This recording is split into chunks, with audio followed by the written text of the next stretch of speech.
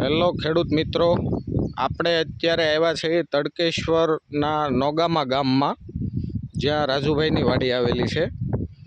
જ્યાં આપણે રામ બાયોટેકનું NPK 10 વીઘામાં ટ્રાયલ માટે આપેલું હતું.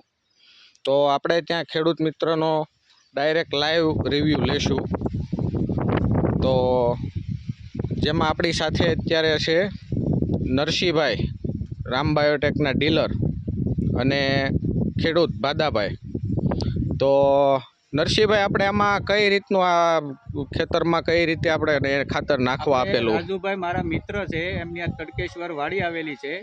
30 વીઘામાં એને શેરડીનો વાડ હતો અને ભાદા દાદા છે, એમની જમીનની માવજત ભાદા દાદા કરે છે. એને આપણે 5 થેલી 10 વીઘામાં ટ્રાય પૂરતું આપેલું. અને એ ભાદા દાદાએ NPK નામનું આપણું ખાતર યુઝ કર્યું અને એનું રિઝલ્ટ શું છે એ ભાદા દાદાના મોઢે આપણે સાંભળ્યું. તો દાદા, તમને આનું રિઝલ્ટ કેમ લાગ્યું? તમારી સામે જવા શેરડી ઉભેલી છે, એમાં મેં 10 વીઘાની અંદર 5 થેલી ખાતર નાખેલું અને 5 થેલીની અંદર આ શેરડીનું રિઝલ્ટ મને સારામાં સારું મળેલું છે અને સારામાં સારી શેરડી થતી છે. મને એવું લાગ્યું કે ભાઈ મેં બધું ખાતર જો આ 38 વીઘા છે એમાં બધામાં જો મેં આ ખાતર વાપર્યું હોત તો ખરેખર શેરડીની ઓર મજા આવત એમ.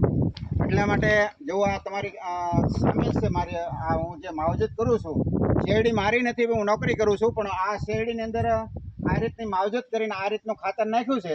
એટલે આ જો તમારી નજરની સામે કેવી શેરડી છે. અને બીજી શેરડીમાં મેં નથી નાખેલું, એનો વિડીયો તમે જુઓ, એ પાછળ પડખે જ છે અને વચમાં ખાલી દોરીઓ અમે નાખેલો છે પાણીના નિકાલને માટે. આ આપણે જેમાં નથી નાખ્યું એ શેરડી છે, જેમાં રિઝલ્ટ તમને ડાયરેક્ટ લાઈવ દેખાડશું આપણે. બહુ લાંબો ટૂંકો ફરક છે રિઝલ્ટની અંદર.